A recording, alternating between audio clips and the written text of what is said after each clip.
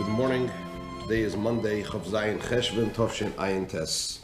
We are in Teres Menachem Sefer Mamorim Tovshin Yud Gimel. In the Mamar of Shavuos, the second day of Shavuos Tovshin Yud Gimel. We are on page Kuf Ayin Hey. And we are 11 lines, 11 lines, 1, 2, 3, 4, 5, 6, 7, 8, 9. 10 lines from the top. The line starts Tzimtzum. We're at the full stop. The Rebbe asked in the beginning of the Maimer 3 questions. Question number 1 was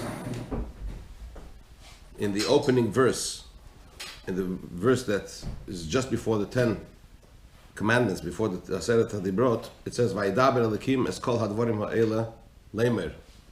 Hashem spoke all these words Leimer, so to say. Usually when it says Leimer, it means Hashem is asking Moshe to communicate it on to the Jewish people, to the Bnei Yisrael, to the children of Israel.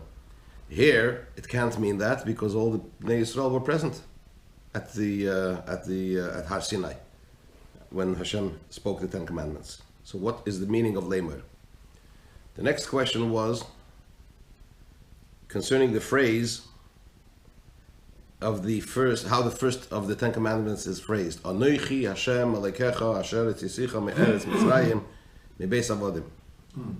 The point of the first commandment is, as the Chazal say, our sages explain, to tell the Bnei Yisrael, the children of Israel, that it is for this purpose that I've taken you out from Egypt, so that you should serve me. Meaning to say that before you were taken out of we were taken out of Egypt, we served Pharaoh. Hashem is taking us out from Egypt, and now we need to serve Hashem. So it could have easily said, Anochi Asher Hitzisicha Mibeis Avodim. It seems that Hashem Alekecha and Me'eretz Mitzrayim are superfluous. Why this? What's the meaning of this long-winded way of phrasing it? Apparent long-winded way. So this is what the Rebbe explains now, based on the whole biur that he gave in the Maimer. The Rebbe explained the point the Rebbe, the essential point the Rebbe is making in the Maimer is that what was unique about Matan Torah, the giving of the Torah, over and above that which existed before, because as we know, the forefathers learned the Torah, they fulfilled the Torah. It even says that Noach learned the Torah. That's how when Hashem said to him, bring 2 from the impure animals and 7 from the pure, what was pure and impure? So Rashi over there says, those that are going to be pure and impure in the future, when the Torah is going to be given. So Rashi says, from here we see that Noach studied the Torah. So Torah existed before the giving of the Torah. What was so unique about the giving of the Torah? So the Rebbe explained that what happened at Matan Torah, what was achieved at Matan Torah was, what was introduced at Matan Torah, is that Hashem gave us away the Etzem HaTorah, the essence of the Torah, which we, created beings, did not have before the giving of the Torah. That Etzem HaTorah is expressed in the idea of Dibur HaTorah, verbalizing Torah. The Rebbe explained that speech in man is related to the essence of the soul. That's why man is related to as Medaber, is referred to as Medaber, as opposed to any other term. The inanimate, the vegetable, the animal, and the one that speaks, that is able to speak, the speaker, the communicator. The ability to articulate words comes from the essence of the soul.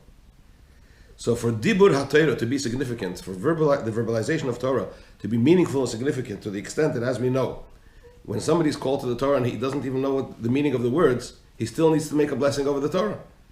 Why? Because there's something that was accomplished when Hashem was introduced, when Hashem gave the Torah, that made words of Torah, verbalizing Torah, meaningful. What was that? Hashem gave us away the Etzem HaTorah, the essence of the Torah. And it's that essence of the Torah that has the ability to affect transformation in the created and in the physical, which is way beyond the possibility of the created being in his own right. To bring transformation into the created being to such an extent that it becomes one with Hashem once again, just as things were before the creation came into being. That ability comes from the Etzem HaTorah, from the essence of the Torah. That's the point that Rebbe is making in the Maimon. Now the Rebbe ties it in with the meaning of this first pasuk, the first verse, all the questions that he asked. And he explained, first of all, what's the word Anochi? Anochi means I. And as the Chazal say, Anochi Misha Anochi. I, whoever I am. Meaning to say, me, myself, my essence. And as the expression is, it's something that cannot be alluded to or hinted in any letter or in any dot of a letter, any point of a letter. It's beyond any description. It means Hashem's very essence.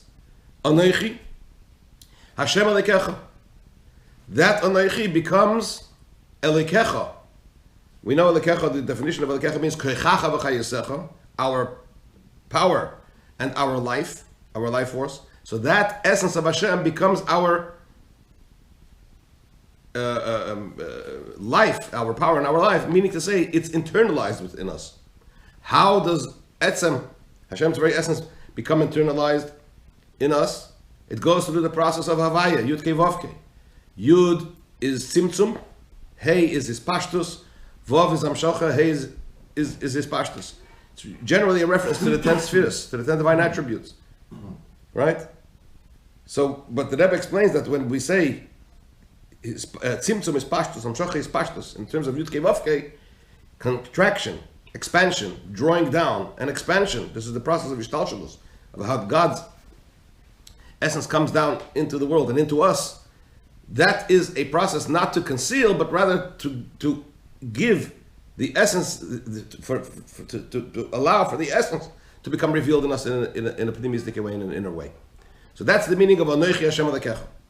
Asher Yitzisicha Meretz Mitzrayim was taken you out of the land of Egypt. Mitzrayim is from the expression of Mitzarim, limitation, which means to say, I am Havaya Elekecha, who gives you the ability to go beyond your boundaries, beyond your limitations, to effect transformation in the soul, in the world. How? I've given you that power through giving you the Etzem HaTorah, the very essence of the Torah.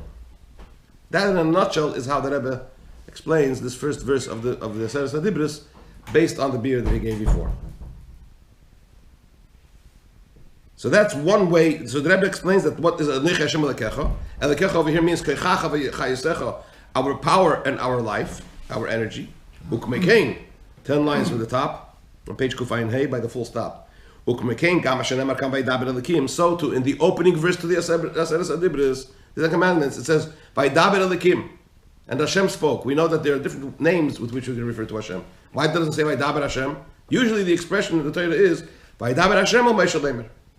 Over here it says Vayedaber Elikim. Usually we know that Yud Kei Vav Kei is Chesed and Elikim is Gvura. So when we say Elikim, it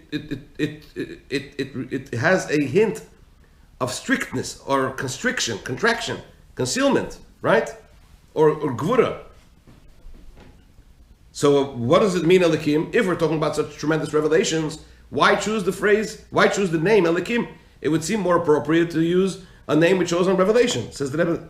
Over here, Elikim has a different interpretation. In this verse, Elikim is not the idea of Gvura, strictness, and Tzimtzum, contraction.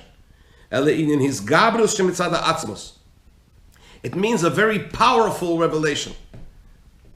It's like when we say, on Motzei Shabbos, after Havdalah, we say, V'yiton lecha. In that verse also it says, V'yiton lecha ha'elikim. It's blessings Yitzchak is giving to Yaakov, and he's using the term Elikim, because depending on the context, Elikim could refer to, in the lower level, it refers to contraction, it refers to withholding, it refers to Gvura, a form of strictness, right? Harshness, so to speak. But on the higher level, when we talk about Etzem, Elikim is a reference to a very forceful, also the idea of force, but a forceful revelation. An unusually strong revelation. His Gabrus Shemitzad Atzmos, this overpowering of revelation that comes as a result of the very essence of Hashem. This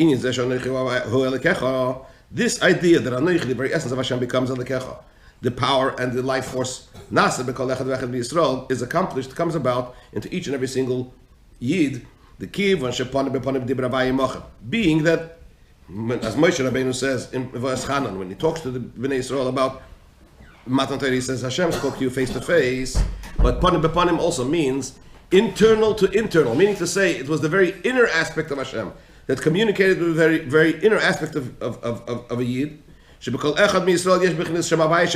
Every Jew possesses in his soul the name of God within his soul. So in other words, the soul of a Yid mirrors Hashem. So since panim bepanim dibra vayemochem, in other words, it was to the very internal aspect of our soul that Hashem communicated. So through this aspect of the name Yud Ki Vav Ki as it is in our soul, that brings about that the very essence of Hashem should become the power and the life force of each and every Yid. This is also the that says Leimer. The question that I've asked in the beginning of the Maimer was, how does it say Leimer in the opening verse? The verse before the Ten Commandments, there was nobody to communicate it onto because everybody was there. It says the meaning of it is like this. Leimer. What's the idea of Leimer? To speak. Dibur. That's exactly the point that I was making in the Maimer. That what did Hashem? Vayedaber the is called Leimer. The Kivin Shebchinas Keser Torah is Galbina Dibur Dafka Kanal. Since the idea of the crown of Torah becomes revealed specifically where? In speech, as the Rebbe mentioned before at length, that Dibur Torah expresses the idea of the essence of the Torah, and that's what Hashem gave away at Matan Torah. That was the innovation. That was introduced at Matan Torah that didn't exist before. That's why the verse states specifically the word Leimer, which is the idea of speech. That's number one. Another point is that the speech is in a manner of Leimer. Leimer means also Shipirushi Nochzog, and it means to repeat. Repeat after someone else. Someone speaks and we repeat. Shehu Nintan, is the idea of, as we say, as David HaMelech says, until my tongue should answer your utterances, meaning to say somebody that repeats after someone else that reads, meaning to say Hashem is reading and we're repeating after him. When we repeat what somebody else is saying, it means we are in a state of bittul nullification. The idea of Dibur Torah, speech of Torah, the essence of the Torah, affects the person that he should be in a state of nullification to the master of the will. As the Rebbe said before, the highest level is in Nefesh Adam.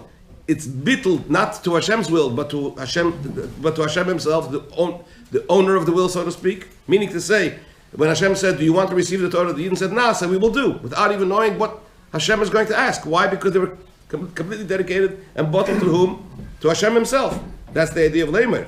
That we're repeating what Hashem said. Because the very highest level of the very essence of Hashem, the very essence of Hashem, becomes our power and our life force internally. This is the Nekuda of the Maimer. That Hashem gave away to us the Etzem HaTorah at Matan Torah. That brings about refinement within us, which is totally beyond our ability on our own. And all of this is hinted in these two verses of the opening statement of the Aseres HaDibros, Leimer, Anochi Hashem Elokecha, and Eretz Mitzrayim.